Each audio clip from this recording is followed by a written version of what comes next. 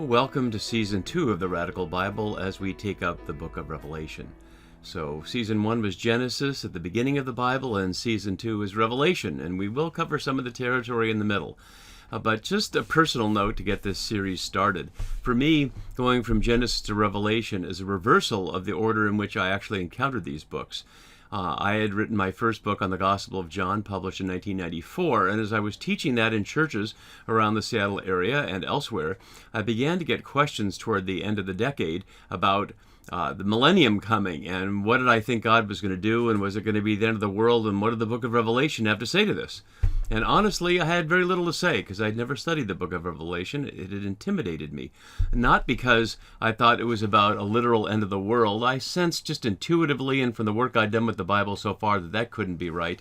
But just taking on that book seemed like such a challenge to overcome all the ways it's been read in wild and crazy ways over the years, and how popular misreadings of it have been.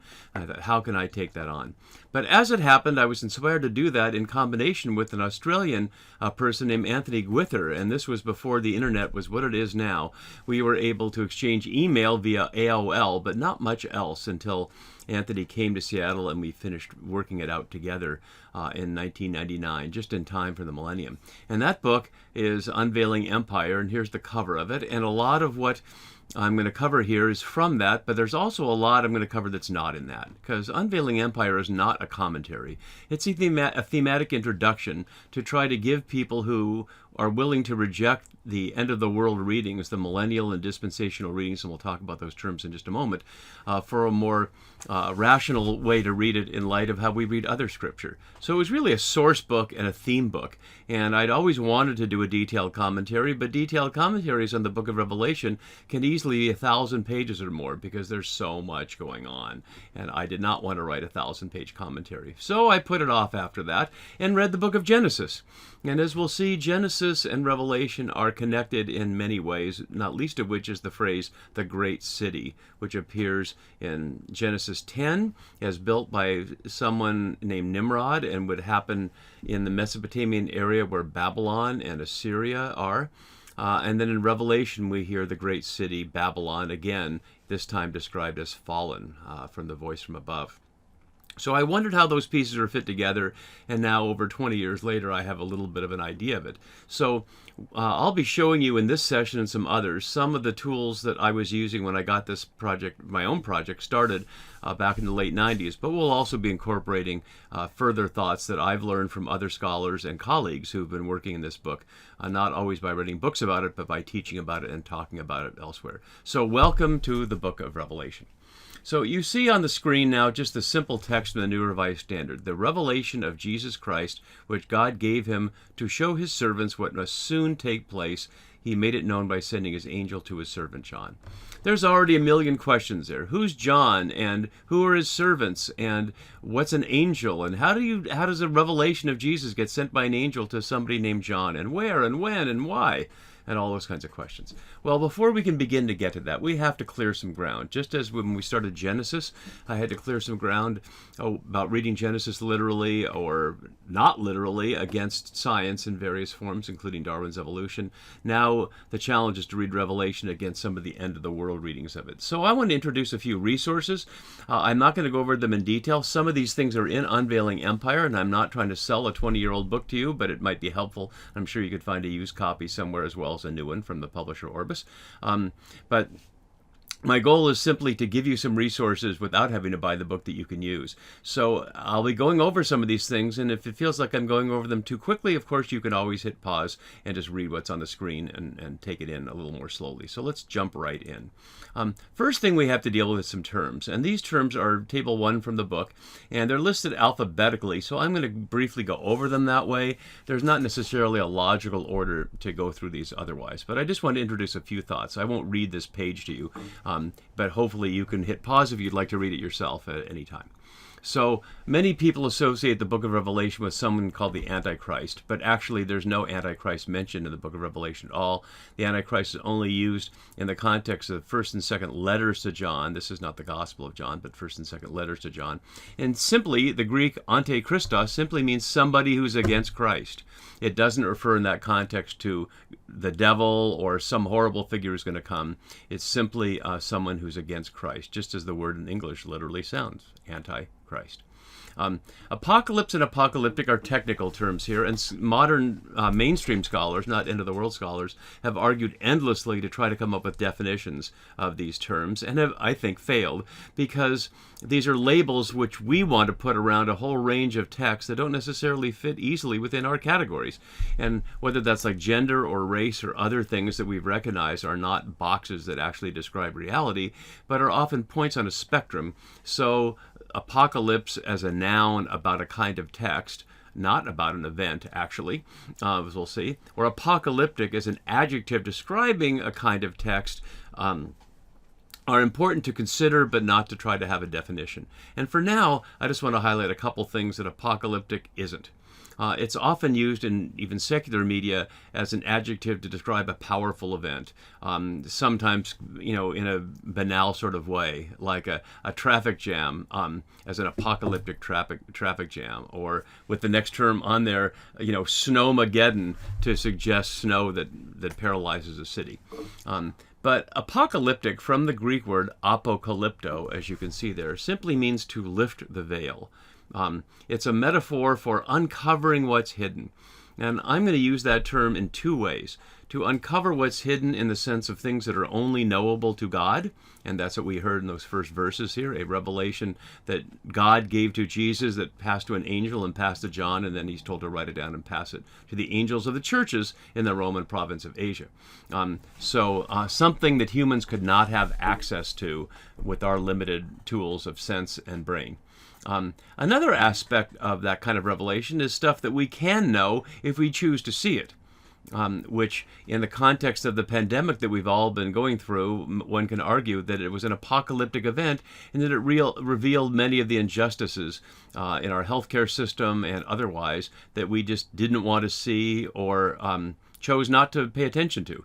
So apocalypse reveals what is hidden. And we can think of that in terms of a personal experience, call it a mystical experience or a spiritual experience of some kind of inbreaking experience of God, as the prophets in the Bible regularly claim to have. We moderns may poo-poo at that, but if we're going to read the Bible, we have to take seriously that the God who speaks creation into being in Genesis can also speak to humans and reveal things that are otherwise not known. So there's that element of which it could be a mystical experience. But there's also an element, and these are not mutually exclusive, in which is a social political revelation, an unveiling of the lies that empire attempts to put over people so people will be obedient to it, whether that was Babylon, Egypt, Rome, or our world today. We'll skip Armageddon for now and the beast and come back to that. But as we start, we need to look at things like dispensationalism and millennialism and its post-version and its pre-version and the rapture, and all these things are together linked to the Scofield Reference Bible, which you can see an image there on the screen. And you'll note from that quote from the person at eBay what a great Bible this is and how much they love it. And it's loved by many. It's sold over 10 million copies, and that was in a chart made many years ago. Who knows how many it's sold now. But it's based on a fundamental misunderstanding of the Bible, and I just need to say that quite plainly.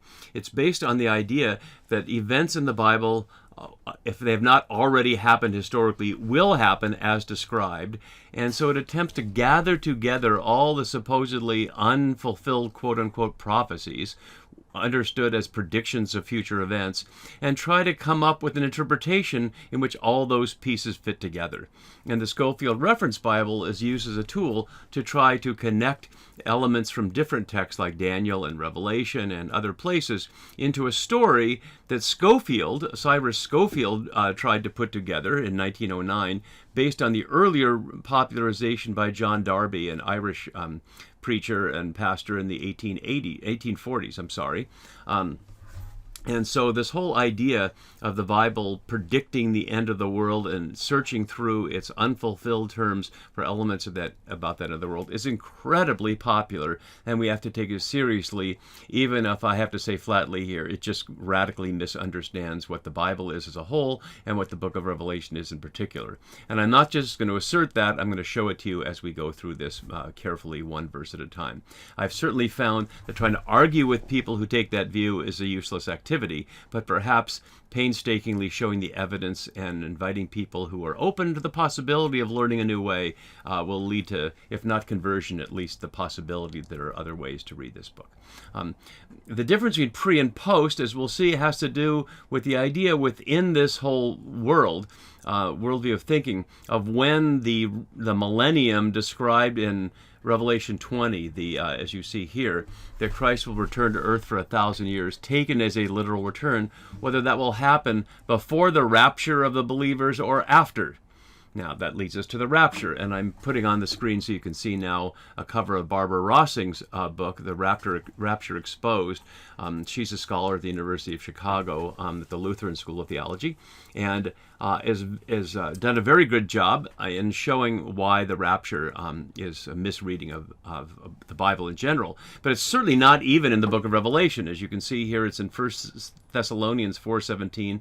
This is the quote right there, and I won't try to interpret that right now.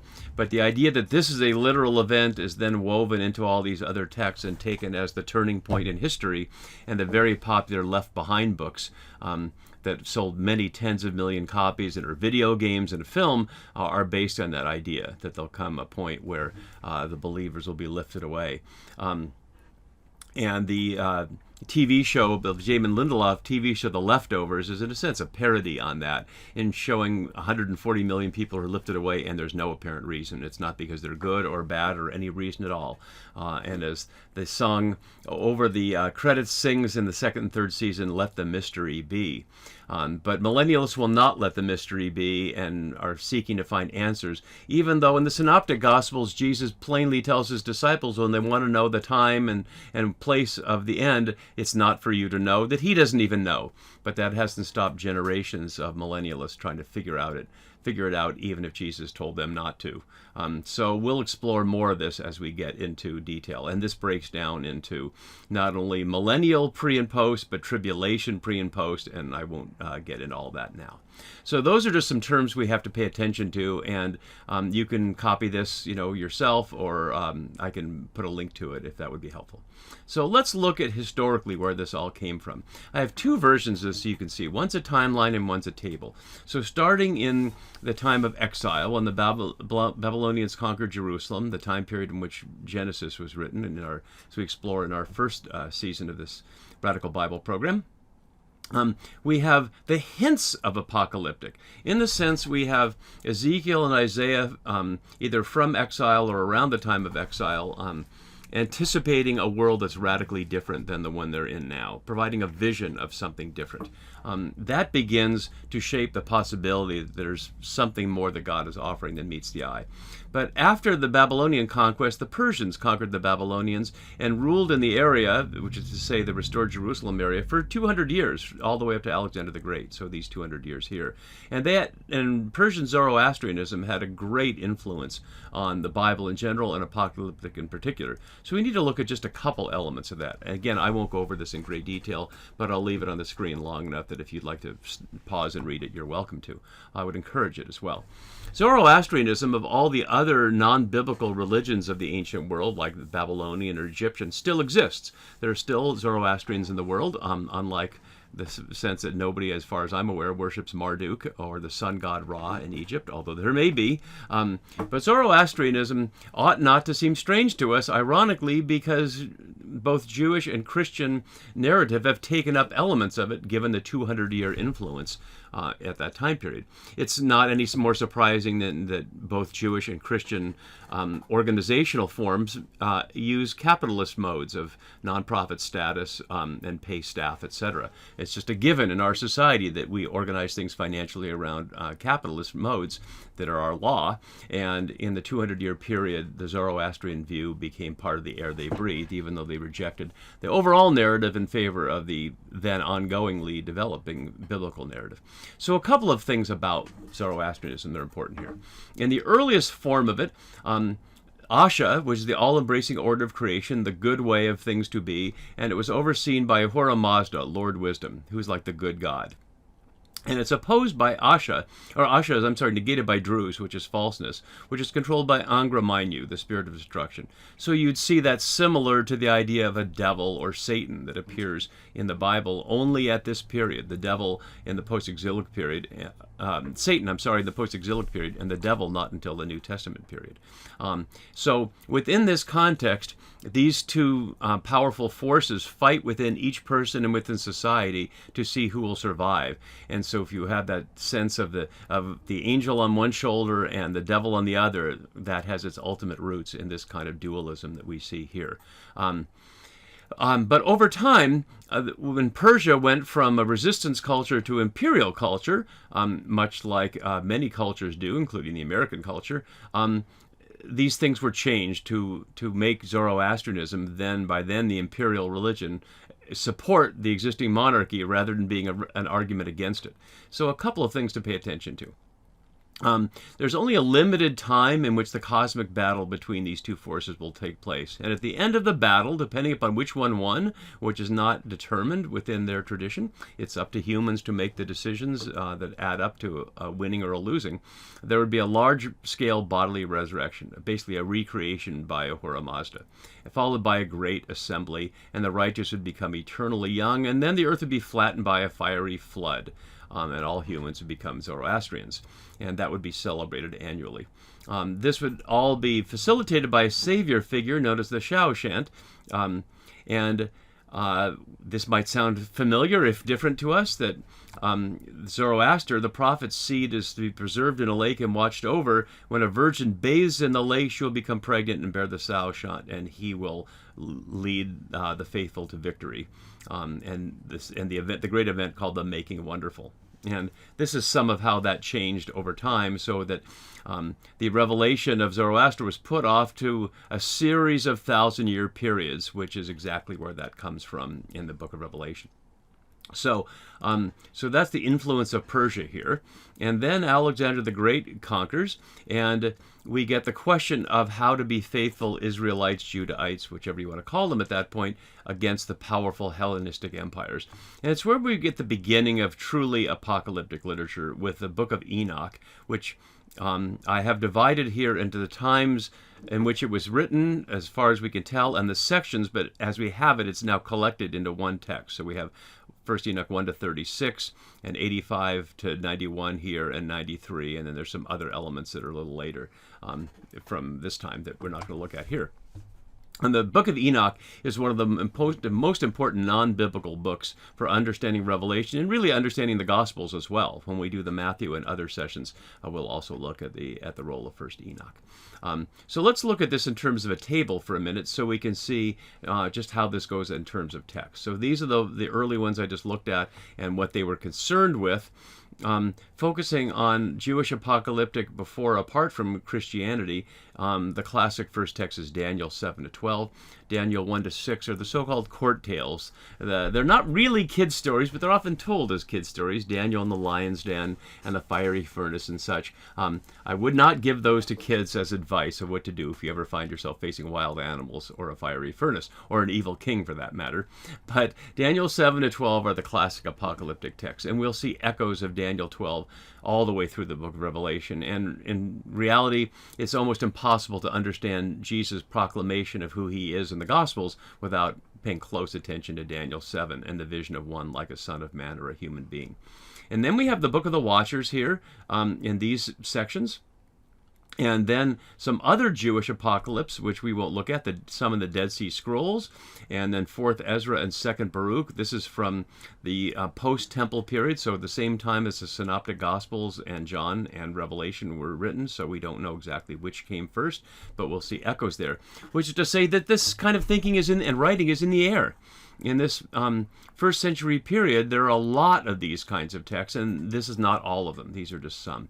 And not only is Revelation and Apocalypse in itself is a full book, but we see similar things like in Mark 13 and its parallels in Luke 21 and in Matthew as well, and also in 2 Peter and 2 Thessalonians. But it's really important that we don't do what the millennialist prophecy readers do, which is to conflate these all as if they were all from the same source in the same time and all speaking to the same situation.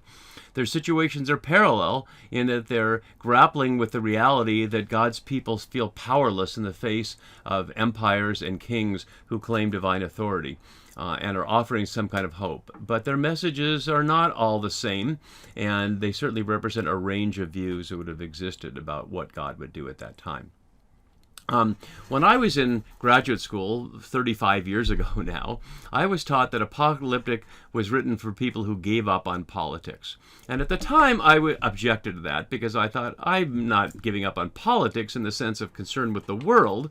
But over the years and the decades, I've learned to understand that what that really means, whether my teacher meant it this way or not is another question, but what I think it really means is I've given up on politics as operating in the status quo. In other words, the normal, what we might consider liberal argument that you can work within the system to change it, like in the civil rights movement or other movements where people lobby their legislators to try to change the law in ways that are more justice-producing in their perspective.